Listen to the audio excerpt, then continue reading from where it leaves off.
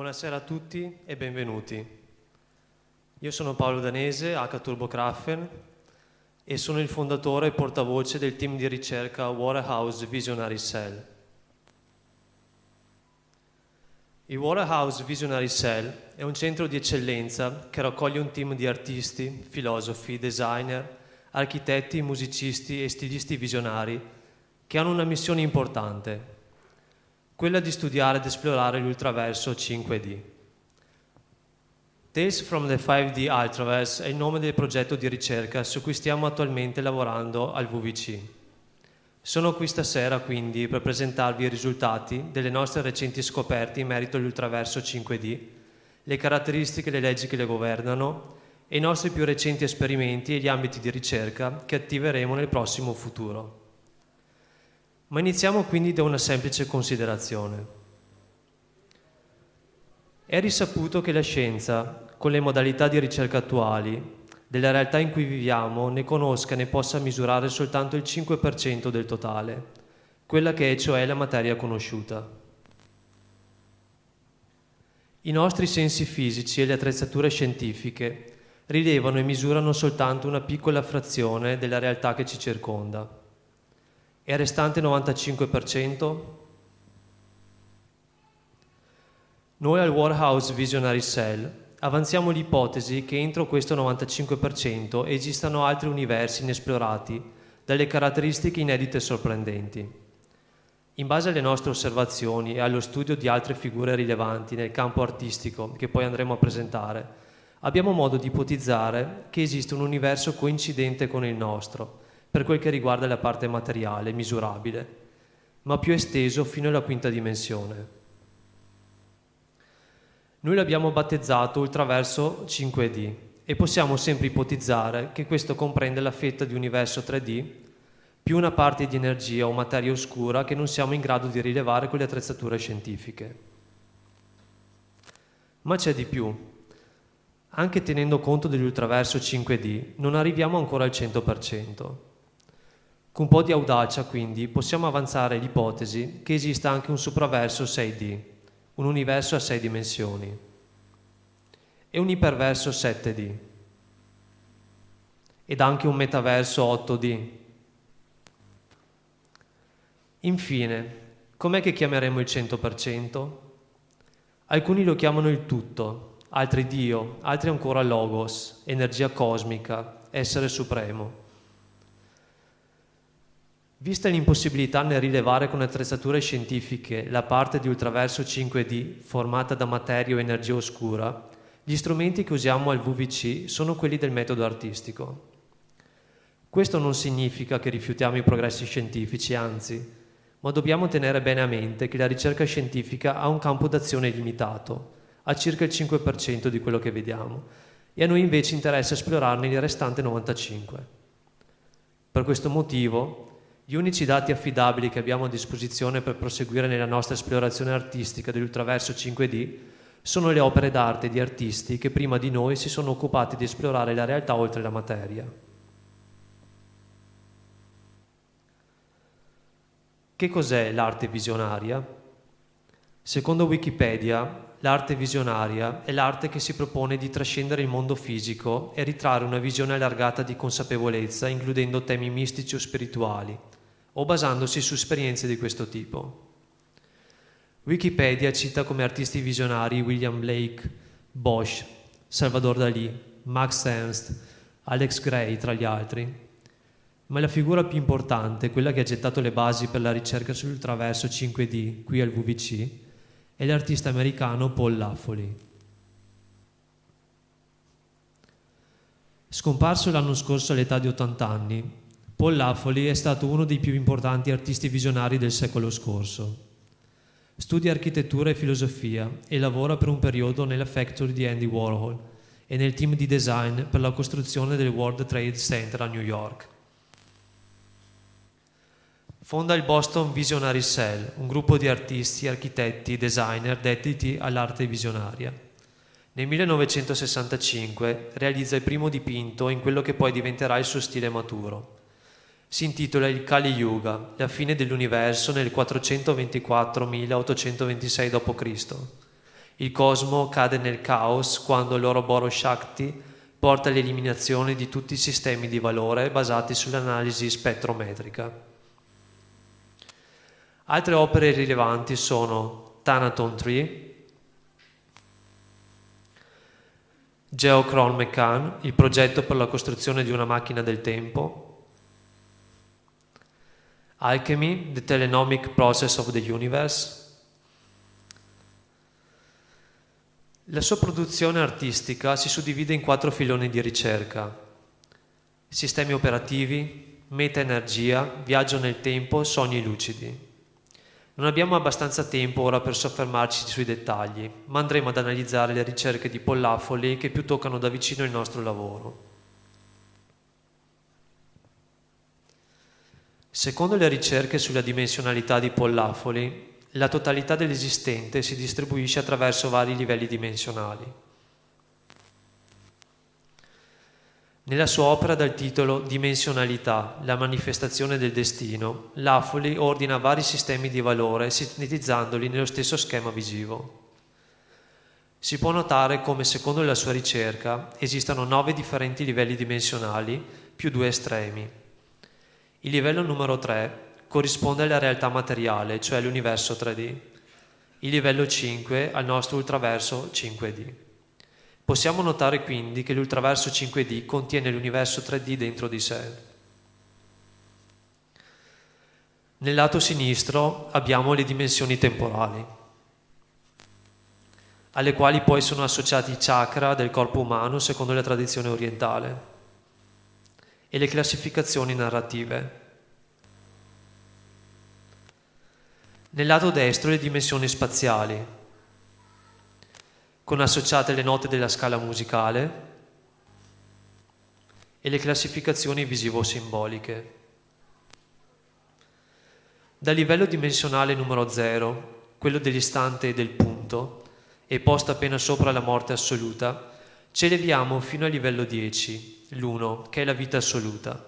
Possiamo dare un occhio più da vicino, quindi, alle dimensioni che arrivano fino alla terza e poi alla quinta. A livello 0 abbiamo, dal punto di vista delle dimensioni temporali, l'istante, e nelle dimensioni spaziali abbiamo invece il punto. A livello 1, quindi a livello di una dimensione, dal punto di vista temporale abbiamo l'intervallo, e invece dal punto di vista spaziale abbiamo la linea. Alla linea corrisponde il segno come elemento visivo simbolico e all'intervallo corrisponde la lista. Nel livello numero 2 abbiamo la successione, e a livello spaziale invece abbiamo il piano, che è l'elemento geometrico che rappresenta le 2 dimensioni. Arriviamo quindi al livello numero 3, in cui dal punto di vista spaziale abbiamo il solido e dal punto di vista temporale abbiamo la durata. Questa cosa è interessante perché di solito è difficile dare una definizione di tempo, ma sappiamo benissimo cosa sia la durata del tempo, perché è il modo in cui noi lo percepiamo. Il livello numero 3 quindi è il livello che fa capo al mondo che vediamo, al mondo che percepiamo come i sensi e al mondo che la scienza ovviamente studia con i suoi sistemi scientifici. Un'altra cosa interessante da notare è che l'elemento visivo simbolico di riferimento per il terzo livello, quindi per i soldi, è l'icona, e dal punto di vista temporale è il tale, cioè la storia. Se pensiamo al modo narrativo più congeniale, più usato ai giorni nostri per raccontare dal punto di vista artistico delle storie, è proprio la storia stessa. E dal punto di vista visivo, le icone, che sono anche un modo per definire ovviamente personaggi famosi o persone che comunque hanno un certo tipo di rilevanza all'interno del nostro mondo. Proseguendo con i livelli, arriviamo al quarto livello, e qui dal punto di vista temporale, secondo Lafoli, abbiamo la dimensione del tempo vero e proprio. Per questo quindi non possiamo definirlo in termini scientifici, perché in qualche modo sarebbe un elemento che nasce a un livello superiore al nostro tridimensionale. Dal punto di vista spaziale abbiamo il solvoid, secondo Laffoli, e dal punto di vista geometrico è ben rappresentato dall'oggetto che si chiama ipercubo. Dal punto di vista delle espressioni visivo-simboliche abbiamo l'archetipo e dal punto di vista temporale abbiamo la leggenda. La leggenda, ad esempio, ci pone già al di fuori di ciò che è reale e cosa no, perché la leggenda non sappiamo mai se fa riferimento a avvenimenti precisi o a narrazioni più o meno simboliche. Ma vediamo un attimo cos'è un ipercubo. Se dovessimo immaginare un ipercubo, dovremmo prendere un cubo ed immaginare di inserire o di apporre dei cubi al posto dei lati. Quindi nell'immagine di destra abbiamo una sorta di croce espansa che è la proiezione tridimensionale di un ipercubo a 4 dimensioni, o almeno la rappresentazione di quello che potrebbe essere nelle nostre dimensioni. Quindi in certo modo potete immaginare di prendere tutti i cubi della croce e di cercare di schiacciarli all'interno di un cubo, come si vede nell'immagine di sinistra. Questa è una sorta la spiegazione più semplice che si possa dare, ma ovviamente è un oggetto che non possiamo verificare e vedere con i nostri sensi. L'ipercubo forse più famoso nella storia dell'arte è un lavoro di Salvador Dalì, Crucifixion Corpus Hypercubus. E quindi arriviamo al quinto livello, che è quello che fa capo anche al nome del nostro progetto di ricerca. Dal punto di vista temporale abbiamo l'eternità. Dal punto di vista spaziale abbiamo il Vosolid, che è rappresentato da un ipercubo a 5 dimensioni. Dal punto di vista visivo-simbolico qui troviamo il simbolo e dal punto di vista narrativo abbiamo il mito. Capiamo quindi che a livello quinto, quindi a livello di quinta dimensione, i modi di raccontare o di indagare questo tipo di mondo sono quelli del mito e quelli del simbolo. Il nostro progetto di ricerca si chiama Tales from the 5D Ultraverse, quindi, perché produciamo i risultati di un'esplorazione della quinta dimensione usando il linguaggio di terza. Tales, cioè storie, quindi l'elemento narrativo di terza dimensione. Possiamo vedere come in questo momento il nostro progetto è un progetto di avanguardia visionaria, ma che poi potrebbe comunque evolversi e diventare Legends from the 5D Ultraverse, perché comincia ad usare il linguaggio della leggenda e non più le storie, e successivamente diventa Myths from the 5D Ultraverse, perché finalmente utilizza un linguaggio prettamente di quinta dimensione. E in quel momento ovviamente il progetto da avanguardia diventerà un progetto d'establishment, perché userà lo stesso linguaggio che verrà usato in quel tipo di realtà. Sempre più avanti quindi possiamo immaginare un flusso continuo tra un progetto di avanguardia che nascerà dal progetto establishment a cui è arrivato e via via porterà alla nascita di nuovi progetti che si alterneranno tra avanguardia e establishment, avanzando via via di dimensione dalla sesta alla settima all'ottava, per finire infine all'ultimo livello e all'unirsi direttamente con il Logos, cioè con l'elemento finale che possiamo chiamare anche come Dio. Abbiamo visto che la quinta dimensione identifica l'eternità dal punto di vista temporale. Significa che siamo fuori dalla concezione lineare del tempo e che quindi tutti gli istanti di tempo esistono già, anche quelli futuri. Laffoli, lavorando al concetto di spirito del tempo o Zeitgeist, scoperto da Goethe nel 1790 e poi sviluppato in tesi, antitesi e sintesi, ha scoperto che la successione di movimenti culturali della società occidentale si sviluppano secondo una scala discendente ed ascendente. Nell'opera The Context of Bauer-Rock vediamo sulla sinistra, nel settore discendente, i movimenti fino al neoclassicismo e sulla destra invece i movimenti dal romanticismo oltre il postmodernismo arrivando fino al 13.180 d.C. Secondo Laffoli esistono l'impulso razionale e l'impulso emotivo, la forma razionale e la forma emotiva. Ogni movimento vede quindi un'alternanza di questi. dal massimo della razionalità, impulso e forma razionale, al massimo dell'emotività, impulso e forma emotiva, fino al mix tra i due. Ad esempio, il Rinascimento, come il modernismo, sono impulso e forma razionale, quindi il massimo della razionalità. Il Rococò e il Romanticismo invece il massimo dell'emotività. Ma che tipo di periodo è invece il Baroque? Secondo Laffoley, la fase finale del modernismo nel mondo occidentale è iniziata nell'anno 2000 ed è stata inaugurata l'11 settembre 2001 e continuerà per i prossimi 100 anni. La sua definizione per questo periodo è il Baroque. Combina il modernismo eroico del Bauhaus tedesco e la sua aspirazione verso un'utopia tecnologica, con la teatralità esaltata del barocco italiano, nel quale l'esuberanza di forma e illusione serve ad esprimere l'unione mistica tra arte e vita. Il Baroque, quindi, per Laffoley, è la terza ed ultima fase del modernismo, di cui il postmodernismo è la fase centrale. Secondo la teoria dello Zeitgeist, quindi, il modernismo è la tesi, il postmodernismo è l'antitesi e il Baroque è la sintesi.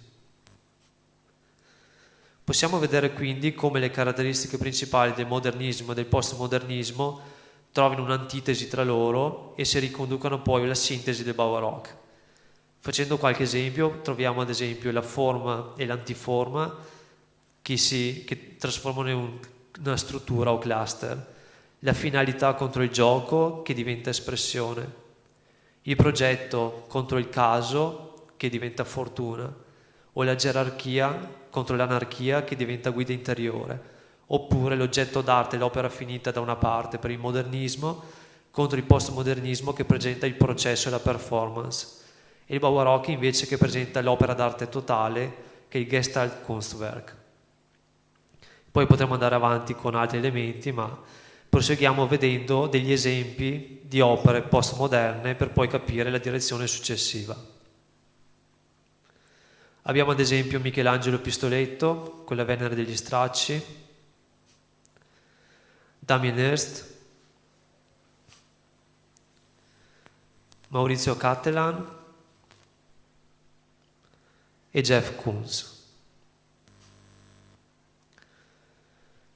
Se con il postmodernismo e l'arte contemporanea tutto può diventare arte, nel Baroque l'arte diventa il tutto, cioè dà vita a un nuovo universo. Lo schema per il Baroque, infatti, è impulso razionale e forma emotiva. Vediamo nello schema che nel nostro universo 3D, quindi nel mondo materiale, l'arte è un piccolo sottoinsieme del nostro sistema di valori e gli oggetti 3D che sono presenti nel mondo materiale possono diventare parte dell'arte stessa.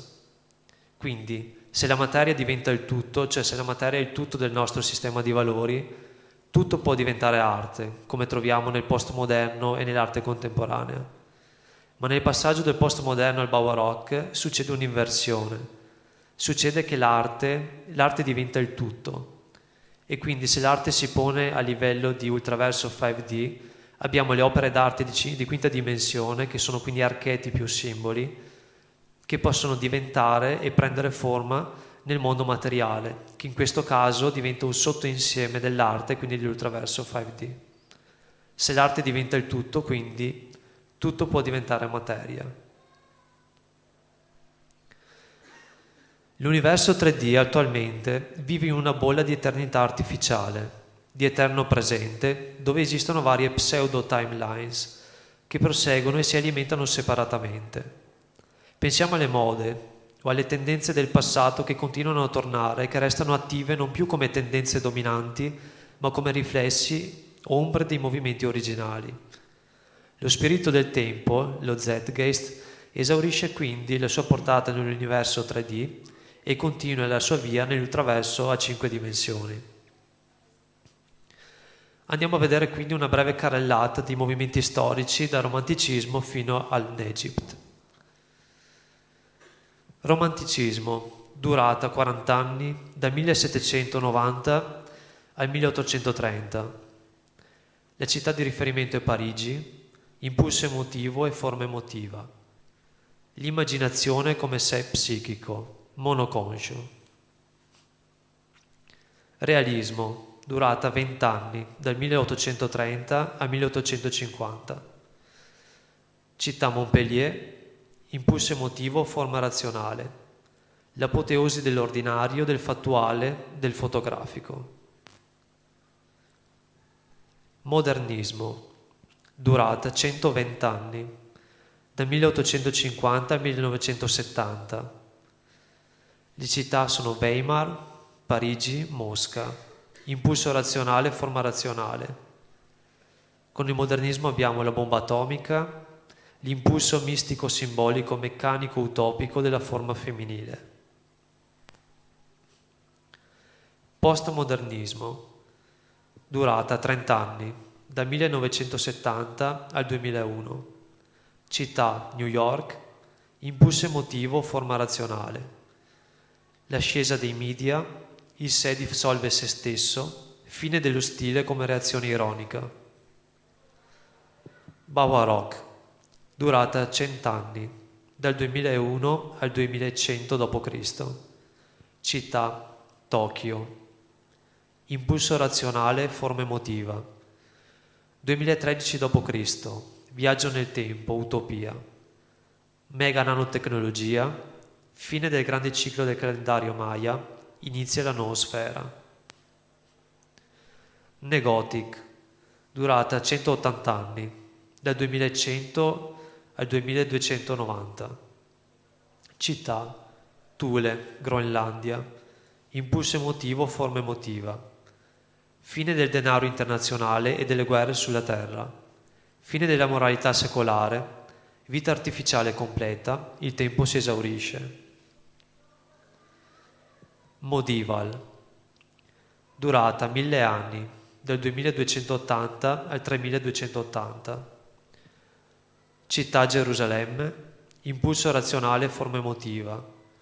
Tutte le religioni convergono come il misticismo, la moralità e la tecnologia. La vita extraterrestre è contattata e la missione cosmica viene presentata.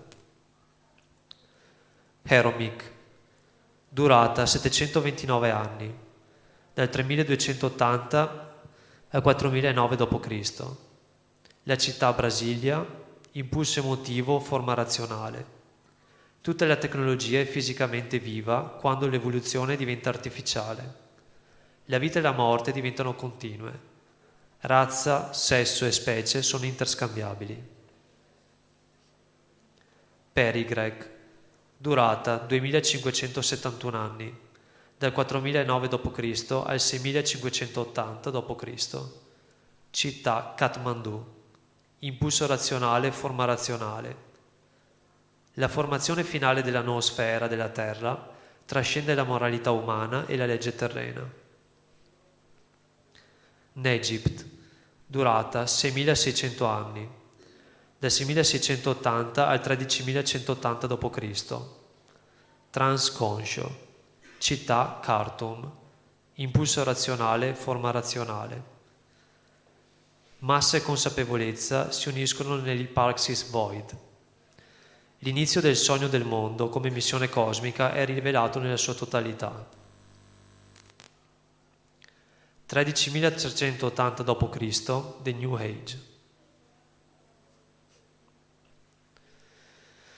Dopo questa introduzione teorica alle caratteristiche dell'ultraverso 5D, possiamo vedere quindi come nasce il progetto Tales from the 5D Ultraverse e le ricerche attualmente in corso. Il progetto nasce nel 2015 e dal nucleo originario prendono forma quasi contemporaneamente, come nell'esplosione primordiale del Big Bang, tutte le diverse aree di ricerca. Ogni singola serie e tipo di opera segue una timeline specifica, che in un'evoluzione complessiva a spirale porta alla creazione e all'ampliamento progressivo di ogni serie di lavori. Ora vediamo in dettaglio i progetti di ricerca che stiamo attualmente sviluppando al Warehouse Visionary Cell e come ogni dipartimento li produca. Abbiamo differenti dipartimenti, attivi e non ancora attivi. Quelli attivi sono disegno, arti grafiche, pittura, scultura, performance, studio e consulenza. Quelli non ancora attivi sono musica, moda, installazione e arti narrative. Vediamo quindi il Dipartimento di Disegno e Arti Grafiche.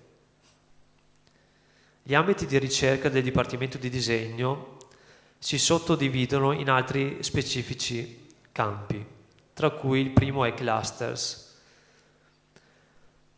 Con i clusters verifichiamo lo sviluppo organico di un'opera astratta. Il nostro obiettivo quindi è quello di usare l'arte astratta come mezzo artistico di indagine sull'entropia di un sistema organico in espansione, in crescita e cambiamento progressivo.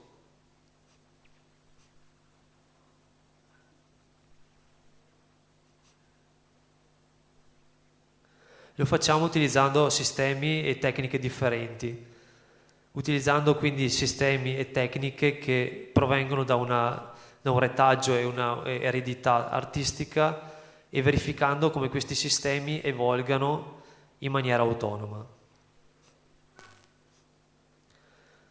Towers, le torri. Con questo filone di progetto usiamo l'illustrazione e la progettazione pseudo-architettonica per la costruzione di strutture architettonico-simboliche, di simulazioni cioè che vanno a verificare dei contenuti di quinta dimensione attraverso delle strutture visive di seconda e terza. Usiamo lo strumento delle torri perché ci interessa molto lo sviluppo verticale e come questo sviluppo verticale porta da elementi di base a strutturarsi via via in sistemi più complessi verso la punta. Infografiche.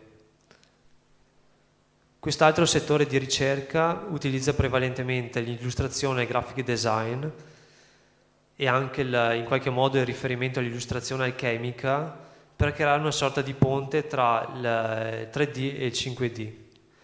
Fa quindi uso di simbolismo e cerca in qualche modo di connettere la creazione di questo tipo di elementi visivi, di artistici, con il moto alchemico così in alto, così in basso.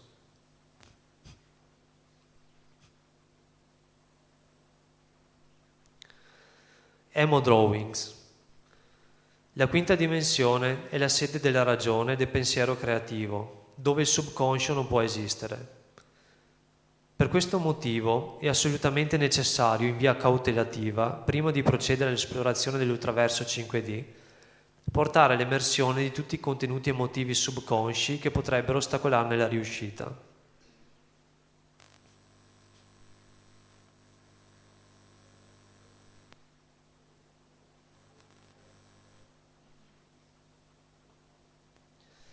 Veniamo quindi al Dipartimento di Pittura.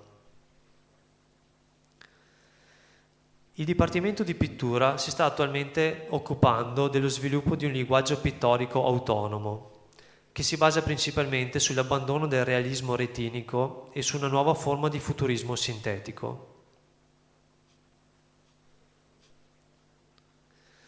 L'intento è quello di traghettare la sensibilità super flat di Takashi Murakami, quindi di quel tipo di riferimento estetico e artistico che fa capo al Giappone attuale, all'arte contemporanea, estremamente piatta, verso la multidimensionalità attraverso vari espedienti di destrutturazione spaziale.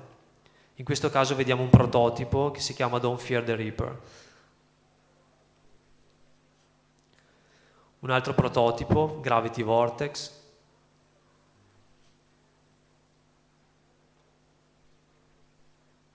E Ghost and Goblins.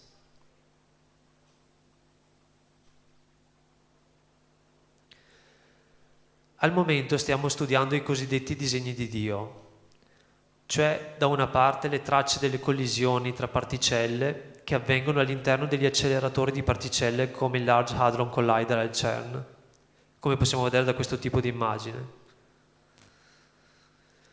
E dall'altra parte ci occupiamo anche delle orbite dei pianeti del Sistema Solare nel loro viaggio all'interno della galassia. Il nostro obiettivo quindi è quello di sintetizzare l'espressione più pura del disegno, quello espresso dalla natura, nella dimensione umana che sta in mezzo tra il mega drawing e il nano drawing, verificando così l'assunto come in alto così in basso. Veniamo quindi al Dipartimento di Scultura. Attraverso le Impossible Sculptures studiamo le situazioni percettive delle dimensioni frazionali, in questo caso a cavallo tra seconda e terza dimensione, ed anche la zona di confine tra disegno e scultura, attraverso la creazione di strutture disegnate.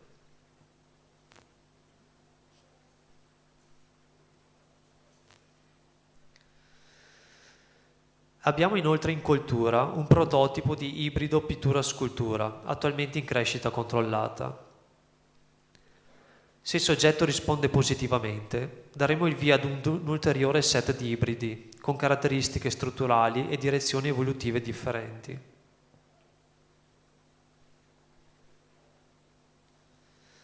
Veniamo quindi al Dipartimento di Studio e Consulenza.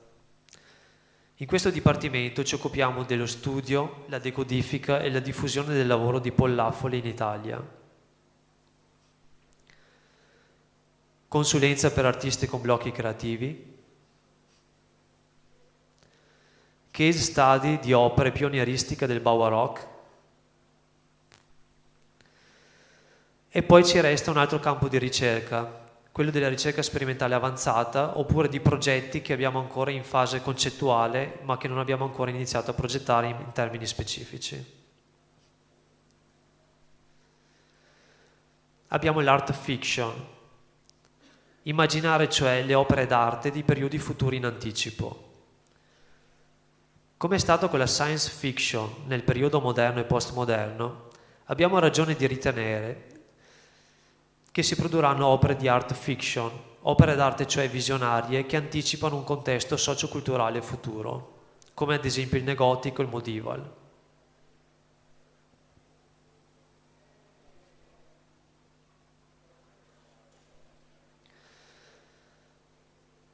Poi abbiamo un nuovo linguaggio geroglifico. Si tratta di sviluppare un nuovo linguaggio geroglifico che parte dalla profondità simbolica di un linguaggio come l'ebraico antico, ma con l'immediatezza comunicativa delle emoji. Vediamo quindi che l'ebraico antico, avendo un significato simbolico, è un insieme limitato ma con infinite possibilità combinatorie. Sappiamo che si tratta di 22 lettere che combinate assieme danno la possibilità di sviluppare un infinito numero di significati simbolici. Le emoji o le emoticon, d'altro canto, hanno un'immediatezza comunicativa che un sistema simbolico non può avere, ma si tratta di un insieme vasto ma finito. Vediamo quindi nel futuro dovremo arrivare a sviluppare un nuovo linguaggio geroglifico che utilizzi l'immediatezza comunicativa delle emoji, che operano principalmente a livello di 2D, 3D, 4D, con la profondità di un sistema simbolico che opera al 5D ed oltre. Psychotronic Iconic Cluster Portraits. Si tratta di ritratti individuali basati su cluster di personaggi famosi, cioè di icone, nati nello stesso giorno o periodo di nascita del soggetto ritratto. Si tratta quindi di un ritratto di tipo psicologico, sociologico e astrologico, e non retinico.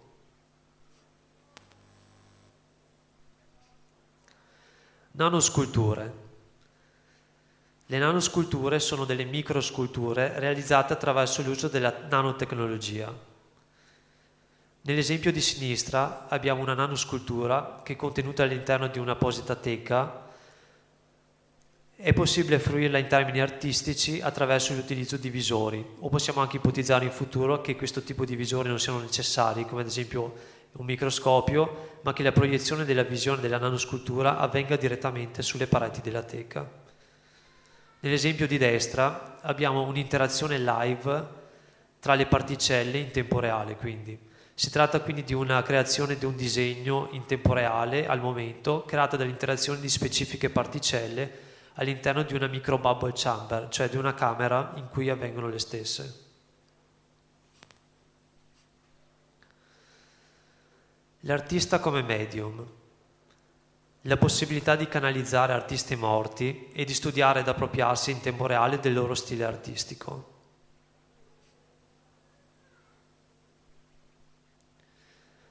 La colonizzazione artistica dello spazio. La possibilità quindi di colonizzare lo spazio attraverso sia opere d'arte, sia attraverso la possibilità di mandare in orbita nelle stazioni spaziali degli artisti per studiare lo spazio in assenza di gravità con il metodo artistico. In riferimento quindi alle percentuali che abbiamo visto all'inizio della presentazione, per ogni scienziato su una base spaziale ci dovranno essere 24 tra artisti, filosofi, mistici, spiritualisti, musicisti e poeti.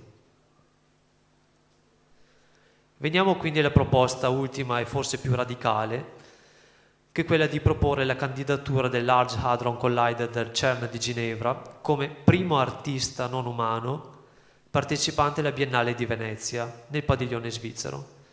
Questo perché, tenendo conto del livello attuale dell'arte contemporanea, soprattutto in esperienze famose e quindi ben conosciute come quelle della Biennale di Venezia, abbiamo modo di credere che forse anche un sistema meccanico come il Large Hadron Collider o la natura stessa siano in grado in fondo di produrre risultati artistici più belli e rilevanti degli artisti contemporanei.